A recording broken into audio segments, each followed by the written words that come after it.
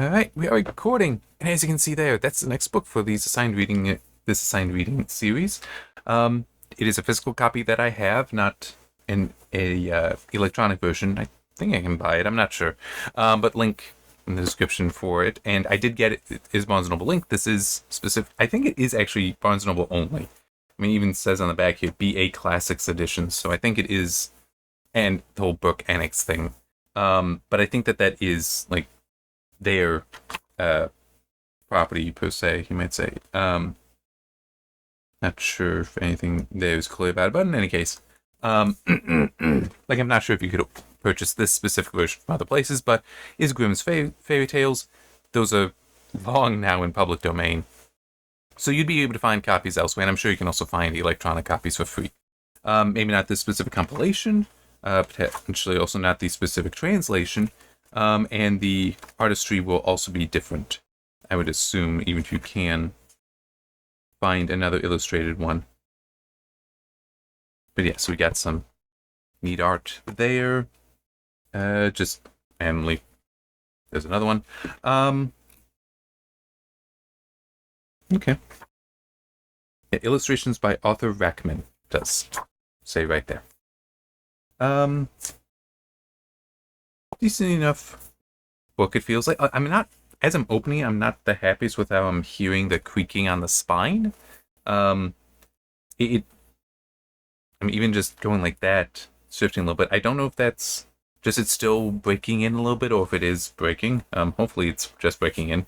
I haven't really done much with the book. It's been sitting over there, waiting for me to read it.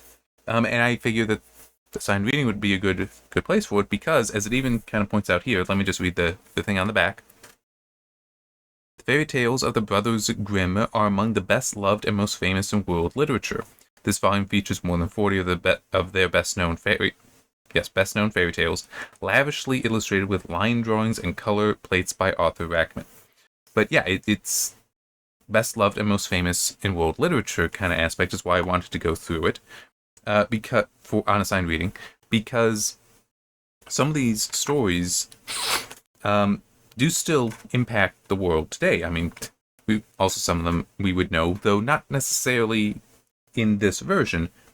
Cinderella, and we also do have Snow White and the Seven Dwarfs, Little Red Riding Hood, and some others as well. But the point I mean there is these are not necessarily. Yeah, Disney might have also done these, but Disney changes things. Because one aspect is some of these are actually really, really harsh. As I recall, I haven't read it yet, but as I recall, one of the differences for Cinderella is that the stepsisters, in order to try to marry the prince and fit their feet into the glass slipper, cut off their own toes. So they mutilated themselves for it. That's not in the Disney picture. At least not the older animated. I don't know the new stuff. Just checking. I think there was another one. Yeah, we got Hansel and Gretel in here, which that's going to be fun to read through, because that's another one where there is certain history to that is interesting. Because I did look that up a couple years ago, because I was playing a game that was clearly inspired by it as well. But one thing kind of funny with Hansel and Gretel is the whole breadcrumbs. That's what we know. But that's not what they left behind them until they got lost. Because they were let out into the forest to be abandoned so they would starve to death, which there's larger history there that explains it. But they initially were dropping stones behind them, and that allowed them to get back. When they dropped breadcrumbs, the birds came and ate it, so they couldn't find their way back. And yet it's breadcrumbs that we use for leaving breadcrumbs, leaving a trail. It's like, that's actually the opposite of what happens in the story. But no, the larger history there, because Grimm, the brothers Grimm didn't necessarily write these. They collected them and just assembled them into books that could then be given out, or at least some sort of compendium so you could go there and find them. But what I was seeing for the history of where Hansel and Gretel comes from is it likely originated at a time of famine. And the premise here is the father and stepmother, this is important, were having a hard time feeding themselves. And it was the stepmother, who didn't like the kids, who basically pushed her husband to lead the children out and abandon them there so they would starve to death. But It's like no longer our concern and they can live. Um, and by the way, there are also variants of that story throughout Europe. Um, you had the famine spread across, but it is still, you can see other versions of it, such that there is some where the witch with the gingerbread house and all that. There's some versions where that is at least heavily implied. It is the stepmother. That the stepmother there and is trying to kill them, but also note eat them because of being desperate for food and such. So yeah, it is. It will be interesting to see the history that potentially I might be able to draw out without having to uh look it up. It's a little hard to say on that one. But other things as well. Like I know there's something with Rumpelstiltskin I'll be able to talk about. And that's interesting because of the cultural shift that's happened over these centuries. But yeah, it'll. As I said, I am looking forward to this because you're seeing how these are originally, or at least closer to the original versions. Um, Hang on, just which one is okay? Queen Bee. Um, because it is some of these stories, even if like the Queen Bee, that was one there, or the Frog King. I don't kn- Actually, I may have encountered the Frog King somewhere, but the Queen Bee, I don't think I have, or have I? Just under a different name. That these are stories that you would have seen retold in different forms, different formats, in various places. So, how much have I potentially been impacted by Grimm without actually knowing it? So, yeah, it will be interesting and see what lessons I can also pull out of it. As I said, I know I got one that I can talk about for Rumpelstiltskin when we get to that one, which isn't too far. It's one, two, three, four, five, six. It's number six, right after Cinderella. Um, but yeah, it will be interesting. And I should also point out an aspect of Grimm's fairy tales, and also like how Disney took out a lot of the harsher stuff. Um, they these fairy tales and many fairy tales in general are meant to teach something. They're meant to impart some knowledge. In some cases, it's just moral knowledge, right and wrong, which is also why with the wrong you need the punishment there as well. So Disney removing it does kind of neuter the stories themselves. Obviously, though, you don't want to have have animation on the big screen of women mutilating their feet, but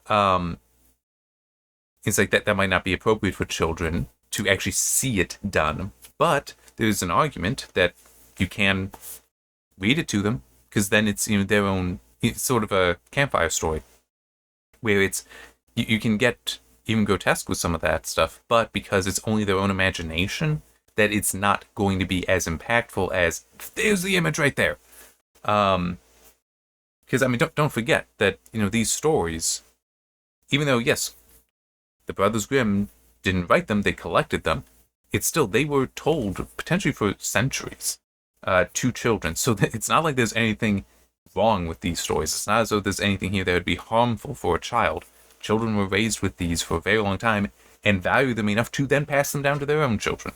So yeah, that's not an issue. But I can understand reading writing versus seeing the images, even if it is animated, seeing cartoons. That is a little different. But yeah, so anyway, it will be interesting. And I may try to do some other fairy tale stuff. I actually do have a couple books over there, myths and legends in different cultures. I don't know if I will necessarily do that on assigned reading or if that'll just be for myself. Haven't decided on that yet, but this I knew I wanted to cover. I'm just trying to think if there's anything else. Nothing really coming to mind. It will be only a video per each of these, which some of them are going to be short, like 4 or 5 pages long. Although looking at this, the typeface is actually not that large. Spacing is decent. Margins are fine, and this does.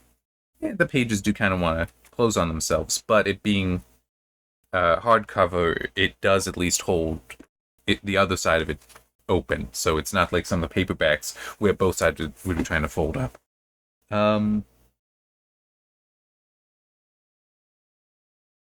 Yeah, the font size here isn't too bad. So just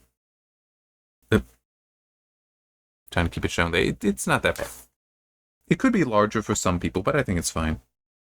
Fine enough for me. We do have Grimm's Fairy Tales left header, right header, the Golden Goose in this case, so it is showing the names there, which I do appreciate. It's annoying when some books don't do that. So, like the prequel trilogy did not do that. It didn't identify what story you were in that book. It would get. Oh wait, no, maybe it did. It was the original trilogy. One of those two. It didn't. It's like I'd like to know that. Like put on this side what the story, the large stories, and then on this side give me what the chapter is. But no, it didn't do that. So this I do appreciate. One thing a little interesting to me.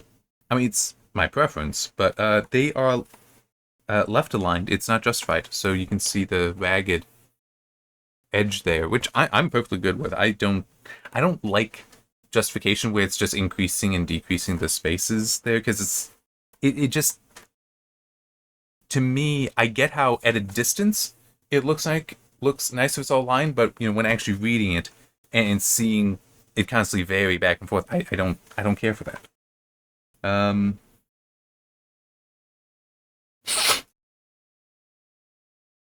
I can't really think more to say. We do have some involved type setting, you might say. How we've got the block quotes in there, which is nice. Part of the reason why I'll point that out is that is something that requires a typesetter to actually go in and do that.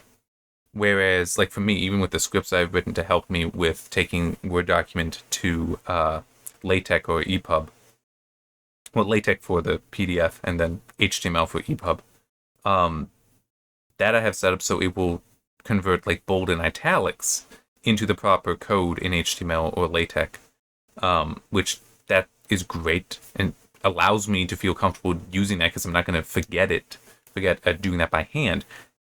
A block quote like that, I am not sure how I could do it other than by hand. So to see it in here, that I do appreciate. I do appreciate that.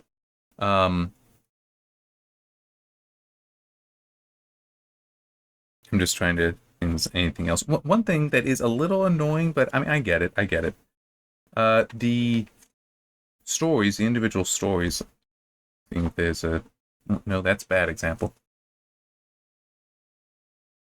They are told they are separated like that. Where it's just next one with the title there. Probably saved a few pages by doing that. But it is just one of those things where I kind of prefer it being. Oh wow, there's one thing here that's a couple pages. One story that's only a couple pages. But I do like always starting a chapter on the next. Well, for this it makes sense on the next page, but otherwise I do the next odd page. So that's all. The chapter always starts on the right. Would always start here on this page instead of on this one. So, but anyway, that's an introduction to the book, which it seems to be decent enough construction. We'll see if it survives my reading through it. Because as I said, the binding I'm a little concerned by.